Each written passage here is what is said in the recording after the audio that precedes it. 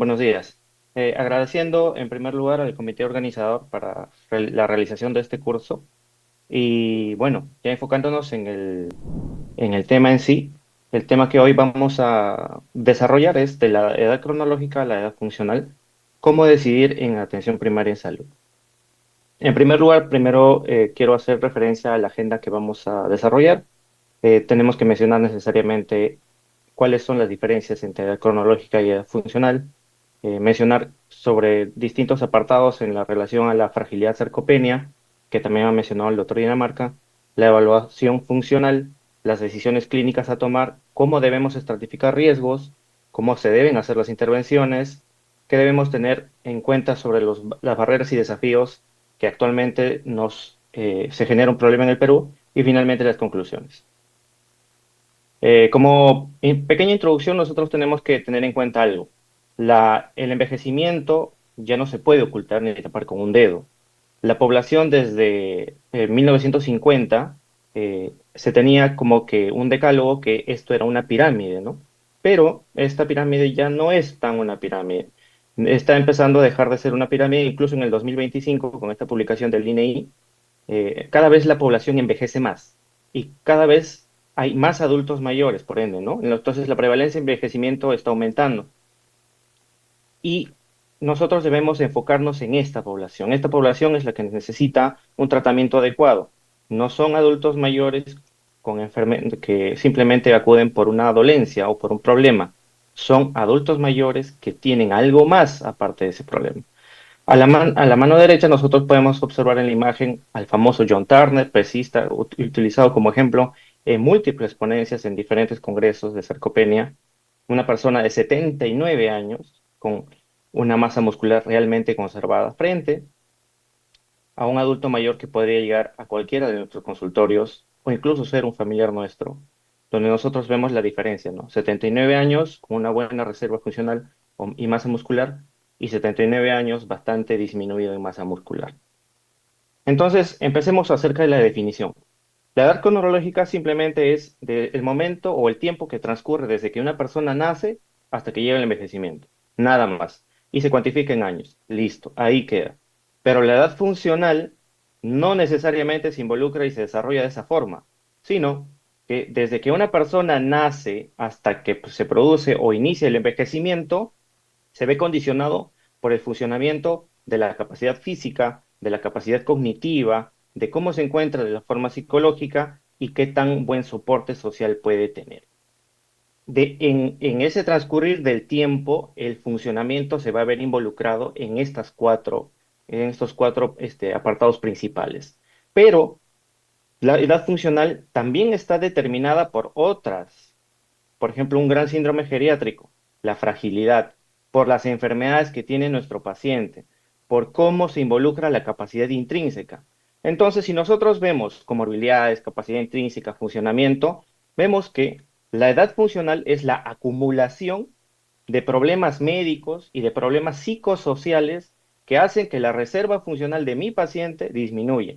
Por lo tanto, la reserva funcional de este paciente no necesariamente está involucrada a la edad cronológica en el tiempo, sino al funcionamiento y a esta acumulación que se está generando durante el tiempo. Además, la edad funcional es un mejor predictor en relación a la edad cronológica para la tolerancia de tratamientos, por ejemplo, tratamientos endocrinos, tratamientos oncológicos, tratamientos cardiovasculares. Y a través de qué nosotros podamos decidir o podamos identificar la tolerancia a estos, a través de una herramienta básica que todo médico geriatra debe realizar, que es la BGI. Ahora hablemos algo acerca de la fragilidad. Seguramente durante este curso se va a desarrollar más a profundidad sobre fragilidad y sarcopenia, como lo ha mencionado también el doctor Dinamarca. La fragilidad, para hacerlo práctico y sencillo, actúa como un mediador entre el envejecimiento biológico y el deterioro funcional. Si bien es cierto, la edad cronológica puede incrementar la prevalencia de la fragilidad, pero no quiere decir que esté directamente proporcional a que mientras más adulto mayor, más frágil es. Por lo tanto, no va de ese lado. Pero sí necesariamente se involucra de otra forma. pero hablemos un poquito más acerca del concepto de fragilidad. La fragilidad involucra necesariamente dos cosas. Uno, que la reserva funcional, o perdón, fisiológica esté disminuida y que ante esta reserva disminuida, la respuesta a los estresores externos o incluso internos puede estar disminuida. A grandes rasgos, eso es fragilidad. Pero nosotros tenemos que tener en cuenta algo. No solamente es reserva fisiológica disminuida y tampoco la capacidad de que estos estresores se vuelvan agresivos, sino que nosotros, conforme va sucediendo el envejecimiento, acumulamos disfunción orgánica. Y esta disfunción orgánica y la mayoría de veces sucede que sobrepasa el umbral crítico. Y cuando esta disfunción atraviesa ese umbral crítico, nosotros empezamos a notar a la fragilidad. Es más evidente. Si nosotros ya identificamos que nuestro paciente es frágil, entonces nosotros tenemos que tener en cuenta que la fragilidad acarrea necesariamente efectos adversos, aumento de efectos adversos, disminución de la independencia y disminución de la calidad de vida. Por lo tanto, todo esto que acabo de mencionar no necesariamente está relacionado a la edad cronológica. Pero sí debemos tener en cuenta algo, que todas estas consecuencias de la fragilidad hacen que nuestro paciente tenga cierto y desarrolle impacto en las enfermedades. Por ejemplo, la deprivación auditiva, por ejemplo, la deprivación visual, cómo van y cómo se interactúan las comorbilidades en nuestro paciente. ¿Qué tal es el entorno psicosocial? ¿Qué tal es el entorno familiar, el soporte social? Es muy importante. Entonces, de manera directa, y esta vez sí directa, la edad biológica no se relaciona con la fragilidad, pero la edad funcional sí se relaciona necesariamente con la edad funcional. Entonces, nosotros tenemos aquí dos cosas, ¿no? Que la fragilidad es el reflejo de la edad funcional. ¿Por qué? Porque nosotros podemos tener múltiples adultos mayores de la misma edad, pero con diferentes grados de fragilidad o incluso sin tener fragilidad. Así que nosotros debemos de tener en cuenta esto. ¿Por qué también es importante la fragilidad? Porque la fragilidad predice resultados clínicos adversos en tratamientos, en hospitalización, en discapacidad, en mortalidad. Y todo esto hace que nosotros debemos priorizar tratamientos, debemos priorizar enfoques. ¿Para qué? Para tomar unas buenas decisiones clínicas, ¿no? La fragilidad la más usada de los cribados o de los diagnósticos o cuestionarios es la escala, el fenotipo de fragilidad de Fried y la CFS. Solo para mencionar pequeñas cosas y puntos bastante importantes en sarcopenia. La edad cronológica, la edad cronológica y la edad funcional tienen un vínculo con la sarcopenia, están vinculados necesariamente. El envejecimiento cronológico se asocia a necesariamente disminución de la fuerza muscular, disminución de la masa muscular. Por lo tanto, si es que la sarcopenia ya se encuentra ahí, acelera, ¿qué cosa? Acelera el deterioro funcional, generando una brecha. Y esta brecha puede acarrear consecuencias, como por ejemplo la disminución de la masa muscular, la disminución de la movilidad, el incremento de la fatiga muscular, la dificultad para realizar actividades básicas de vida diaria. Por ende, el performance o la capacidad física disminuye, independientemente de la edad. Como consecuencias, no solamente debemos involucrar a esto, las consecuencias suceden y pueden generar riesgos. El riesgo, por ejemplo, de que puedan aumentarse caídas y como consecuencia, como lo mencionó los doctores que me antecedieron, fracturas, discapacidad, mortalidad e institucionalización. La función física es necesaria porque se convierte en un marcador preciso de salud y riesgo. Tenemos a la derecha una imagen, ¿no? Del dinamómetro, el hand grip. Nosotros podríamos emplear un test de la fuerza de prensión, porque la fuerza de prensión es un buen predictor de resultados adversos, y si la fuerza de presión está disminuida, necesariamente existe en ese paciente la sarcopenia. Nosotros debemos tener en cuenta entonces sarcopenia y fragilidad, dos síndromes geriátricos bastante grandes, bastante importantes, que influyen directamente en la decisión y en el aporte que nosotros podamos hacer para manejar correctamente a nuestro paciente. Entonces, como hemos mencionado al inicio, la edad cronológica y la edad funcional no son iguales. Se diferencian por mucho. Ahora hablemos sobre la evaluación funcional. Toda esta evaluación funcional tiene que hacerse a través de un monitoreo. La primera vez que un paciente adulto mayor llegue a consulta médica, a un centro de salud o puesto de salud, nosotros tenemos que realizar y saber cuáles son sus limitaciones funcionales. ¿Y cómo podremos saberlos? A través de cuestionarios, ¿no? El famoso índice de Katz o el índice de Bartel y el famoso Lawton y Brody. Escalas que me van a decir qué tan funcional es mi paciente, qué tan dependiente es para determinadas actividades. Y de acuerdo a al conocimiento de estas limitaciones, necesito intervenir, porque si no mi consulta no tiene nada de geriátrica, estoy atendiendo solo el problema por el que está viniendo. Entonces, esta intervención necesita un seguimiento, necesita un monitoreo. ¿Por qué necesita ser multidimensional? Porque estas evaluaciones no solamente buscan saber a qué tan dependiente es para ciertas actividades, sino saber cómo va la movilidad. Y para evaluar movilidad podemos utilizar la batería LSSPB o la velocidad de la marcha. Para evaluar estado cognitivo podemos usar un RUDAS test o si no un MOCA.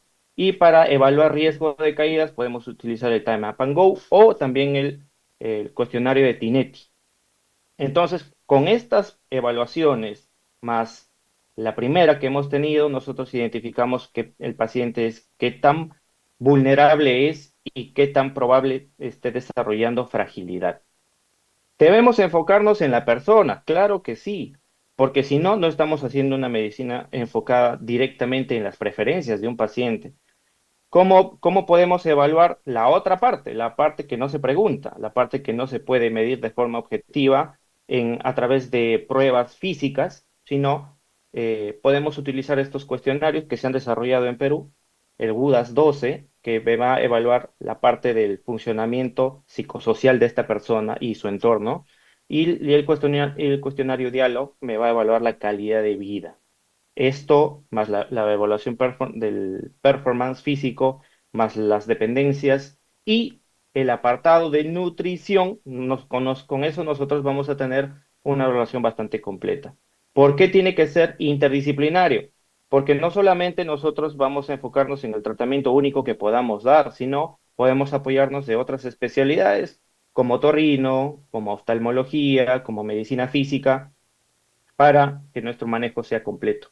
Y necesariamente describir que en este equipo multidisciplinario, el equipo de enfermería, de nutrición, de psicología y terapia física cumplen un rol bastante importante. Sin ellos nosotros no podemos hacer mucho.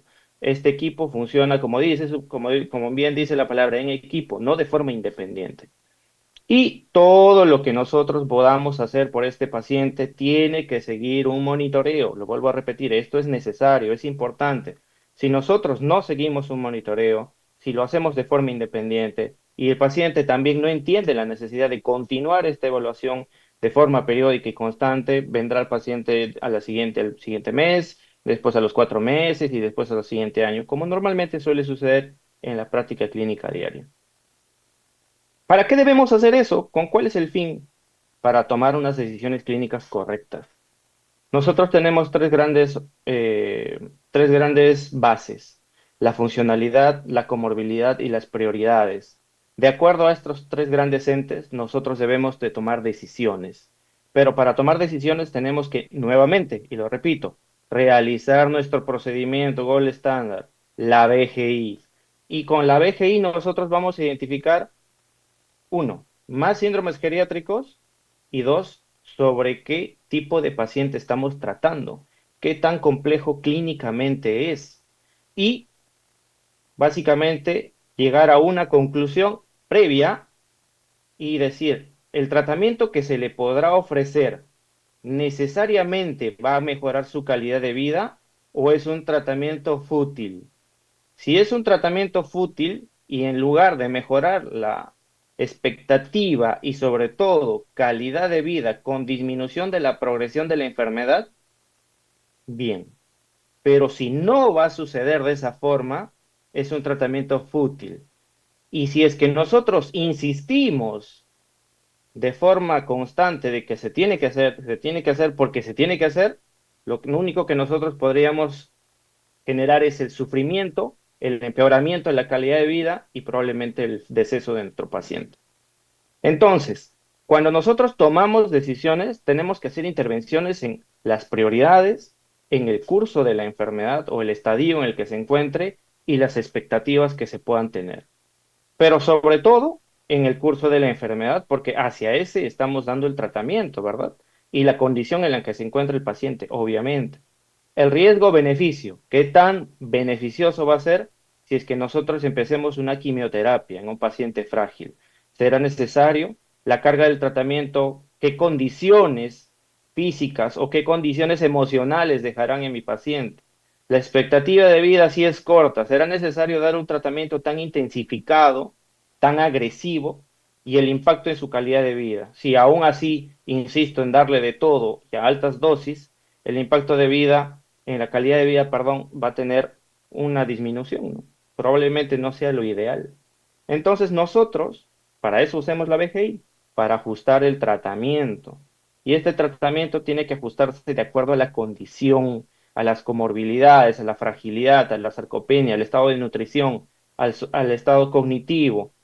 Entonces, nosotros debemos evitar qué cosa, y lo que han estado repitiendo bastante, el edadismo hasta para el tratamiento, el edadismo en los cuidadores, el edadismo en el equipo médico, el edadismo en los pacientes y en básicamente toda la sociedad que se involucra. ¿Por qué? La clásica en cualquier consultorio médico, doctor, me han dicho que ya no puedo hacer este tratamiento porque mi papá ya está muy viejito. Ya no puede hacer eso porque ya mejor lo dejemos tranquilo y que para qué vamos a estar operando. O para qué vamos a dar más insulina y si ya está igual y no va a mejorar. Entonces, no podemos nosotros tratar y utilizar medicación o utilizar procedimientos en base a la edad. No se hace eso. Se hace en base a todo lo que les estaba mencionando. Si no, continuaremos haciendo edadismo. Para eso debemos estratificar riesgos, ¿no? Y la BGI también nos ayuda a eso, porque nosotros, si nosotros entendemos que los riesgos van a ser superiores a cualquier tratamiento, incluso disminuyendo la calidad de vida, no vamos a hacer un buen enfoque. Entonces, acá menciono cada uno de los riesgos. Por ejemplo, si nuestro paciente ha presentado un buen porcentaje de caídas, más de 2 en los últimos 6 meses o más de 7 en los últimos 12, y además ha generado lesiones, es un alto riesgo de realizar algún tipo de tratamiento. Si en relación a la movilidad o el equilibrio, la velocidad de la marcha es menos de 0,8 metros por segundo, o un time up and go, que es más de 15 segundos, o la batería SPPB en menos de 7 puntos, existe mucho riesgo para cualquier tratamiento, incluso los quirúrgicos. ¿Qué tan dependiente es nuestro paciente? Y pero no solamente dependiente, sino qué tan buen soporte pueda tener si es que es un paciente dependiente. Es alto riesgo. Si en relación a la fragilidad, para el fenotipo de Fried tenemos más o mayor o igual a 3 puntos, es alto riesgo. Si en la clasificación CFS es más de 4 puntos, que 4 puntos es paciente vulnerable, ya involucra alto riesgo. Si las comorbilidades, como estaban mencionando previamente, o la polifarmacia, se juntan a más de 3 enfermedades crónicas o más de 5 medicamentos, es alto riesgo. Y también me lo mencionaba, ¿no? En la antigua clasificación de Balducci, ¿no? Si tenía más de tantas enfermedades, ya era un paciente que tenía bastante riesgo. En la parte cognitiva, si un MoCA test, por ejemplo, solo para mencionarlo como ejemplo, tiene menos de 26 puntos, probablemente ni siquiera el paciente entiende el tratamiento que necesita. O que en el cribado del mini nutritional tienen menos de 8 puntos, que ya es riesgo de malnutrición o malnutrición, significando que nuestro paciente tiene alto riesgo. Pero todo esto se involucra en algo, o necesariamente se vincula con algo, perdón, con la parte social. Si nosotros vemos que nuestro paciente puede seguir tratamiento, pero cada vez que llega a casa se aísla, o que cada vez que llega a casa no ha entendido no ha entendido la necesidad de utilizar el medicamento o la necesidad de continuar el tratamiento, o no hay simplemente soporte familiar, o si es que en casa le han dicho que tiene que guardar reposo, pero él vive en el segundo piso y cada vez que tiene que hacer sus cosas porque vive solo, tiene que bajar y encuentra barreras arquitectónicas, ¿no? Las barreras arquitectónicas también predicen si es que son más de cinco, predicen mal pronóstico. Por ejemplo, pasillos estrechos, escaleras, que el inodoro esté muy bajo, que no tenga en el baño barras de apoyo, que los muebles en cualquier lugar estén muy altos. Eso va a generar aumento de riesgo para que nuestro paciente lo tenga en cuenta. ¿Qué intervenciones podemos hacer entonces para que nosotros podamos mejorar la edad funcional? La edad funcional, en primer lugar, necesariamente tiene que ser entendida como la capacidad real para desempeñar actividades básicas de vida diaria o actividades instrumentales de vida diaria y se pueden modificar mediante intervenciones. Empezamos con estas intervenciones. Nosotros realizamos nuestra BGI, por ejemplo, y ya la doctora Arroyo ha mencionado que debemos optimizar y revisar los fármacos. ¿Para qué? Para realizar una desprescripción. En esta imagen nosotros podemos ver lo siguiente. Está estratificada en cuatro tipos de pacientes. Paciente robusto, un paciente prefrágil, un paciente frágil y un paciente frágil al final de la vida. Entonces, de acuerdo al puntaje por la evaluación de Fried o por la evaluación del BIG Index o por una evaluación en un score del CFS, nosotros estratificamos a nuestro paciente. Cuando nosotros estratifiquemos a nuestro paciente, nosotros tenemos que hacer intervenciones. ¿Por qué son necesarias hacer estas intervenciones? Porque estos adultos mayores van a reducir dependencias, porque los tiempos en las pruebas físicas que se pueden realizar para conocer la velocidad de la marcha, el equilibrio, lo de la silla, van a disminuir sus tiempos, mejorando independencia. Los tiempos van a reducirse de un 20 a 40% aproximadamente. Entonces, ¿cómo podemos intervenir al menos en los estilos de vida, ¿no? Si es un paciente prefrágil, por ejemplo, debemos realizar la sugerencia y la indicación de realizar actividad física y ejercicios. Que él tenga un buen soporte social, pero eso se logra con conversación con la familia, y que la dieta sea alta en proteínas, ¿no? Mientras que en un paciente frágil, lo que nosotros debemos hacer es, en primer lugar, preservar la reserva física o fisiológica y después disminuir, ¿qué cosa? Los estresores, ¿no? Hablamos de que en la fragilidad, el aumento de los estresores y su respuesta a que el cuerpo está disminuida genera más fragilidad, ¿no? Entonces, eso también debemos tener en cuenta. Después, realizar ejercicios de baja intensidad que son bien tolerados y lo que mencioné previamente, un buen soporte social y que la dieta sea alta en proteínas. Para continuar, intervenciones específicas para fragilidad. Para un paciente prefrágil, primero debemos buscar cuáles son las causas que pueden ser reversibles. Tal vez es un dolor de rodilla que lo limita por bastante tiempo porque tiene una tendinosis del tendón o tal vez tiene un desgaste articular. Ver si es que esta causa puede ser reversible. Después, actividad física y ejercicios, una buena suplementación nutricional solo si es que es necesaria, de todas maneras un BGI para saber cómo debemos actuar y revisar los medicamentos de forma constante. Mientras que para un paciente frágil, menciona básicamente lo mismo que les acabo de mencionar, pero debemos agregar rehabilitación. Rehabilitación en lo que es la terapia ocupacional, actividades de casa, básicas de vida diaria, y la terapia física para disminuir discapacidad si es que este paciente ha empezado a desarrollarlo, ¿ya? Porque de todas maneras, si es que en algún momento va a desarrollar discapacidad, lo va a hacer dependiendo de la enfermedad de fondo por la cual se está generando. Ojo, hay que tener en cuenta eso. Llegamos a la barrera y los desafíos en el Perú. Y es algo que nos toca a todos y en todas las instituciones. ¿Cuál es el principal desafío? o barrera que podamos tener, el tiempo limitado en consulta. Un paciente que es atendido en 15 minutos probablemente no cuente todo lo que tenga que contar y el médico tampoco pregunte todo lo que tenga que preguntar y se enfoque necesariamente en por qué ha venido a la consulta. Y es lamentable, la verdad, porque esto va de la mano de algo que se llama el auge de los indicadores. En el Perú ahora todo es indicador, que mi indicador de éxito, que mi indicador de deserción, que mi indicador de tal o tal. Si nosotros enfocamos la medicina en relación a indicadores, no vamos a hacer buena medicina, y menos medicina geriátrica porque los indicadores ven números, ven tiempos, ven producción, pero en la consulta no se ven tiempos ni números, se ven personas y eso es lo que justamente llama la atención. Además de que faltan personal, faltan médicos geriatras, como los médicos que me han antecedido han mencionado, somos poquísimos en el Perú y cada vez la población continúa aumentando en número, continúan envejeciendo. Y nosotros nos quedamos cortos en realidad. Y eso hace que cosa, que nosotros empecemos a tener mayor carga laboral en el centro asistencial donde podamos estar trabajando.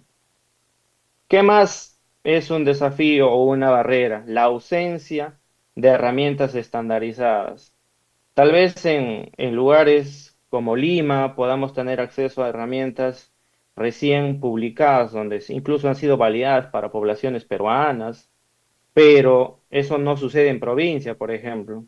Y pacientes frágiles hay en todo el Perú, pacientes con sarcopenia de la misma forma, pacientes con problemas nutricionales también. Y no utilizar una herramienta adecuada para realizar una correcta toma de decisiones y basarnos solo en las antiguas no hará que nosotros mejoremos en nuestra atención. El edadismo, el famoso edadismo que ya les he mencionado, decidir o negar tratamientos o procedimientos porque ya está viejito, ya para qué, déjenlo tranquilo, no lo molesten, ya que disfrute los nietos, váyanse de viaje, no es medicina. Y finalmente, el nivel educativo, incluso el nivel educativo de los familiares, eh, dice mucho de cuán o qué tal va a ir el tratamiento. Si el nivel educativo de los familiares es bueno, el tratamiento seguramente será óptimo, pero y si continuarán las indicaciones y se seguirán los pasos que se tengan que seguir. Pero si el nivel educativo del familiar, incluso del paciente, es malo, no entenderán la necesidad de continuar o simplemente buscarán otro médico que les diga cómo va a solucionar su dolor y que les diga, esta ampolla sirve, ¿no? Y no entenderán la necesidad de descubrir por qué está sarcopénico o por qué tiene fragilidad. Finalmente, las conclusiones. La edad cronológica, como les he mencionado, es un indicador limitado para tomar decisiones. Solamente ve el tiempo. No refleja heterogeneidad, no refleja salud, no refleja capacidades ni expectativas de vida. La fragilidad constituye un eje fisiopatológico que conecta necesariamente el envejecimiento y la vulnerabilidad clínica, de todas maneras. La sarcopenia evidencia la brecha entre la edad cronológica y la edad funcional y la la evaluación, perdón, funcional multidimensional es necesaria en la atención primaria en salud, es indispensable. La toma de decisiones debe basarse en la funcionalidad y los objetivos del paciente, que se realizaron a través de una BGI, ¿no? Porque permite estratificar y personalizar intervenciones, la medicina enfocada en la persona, no en la edad. Y la transición hacia la evolución funcional representa un cambio paradigmático necesario en la atención primaria en salud. Muchas gracias.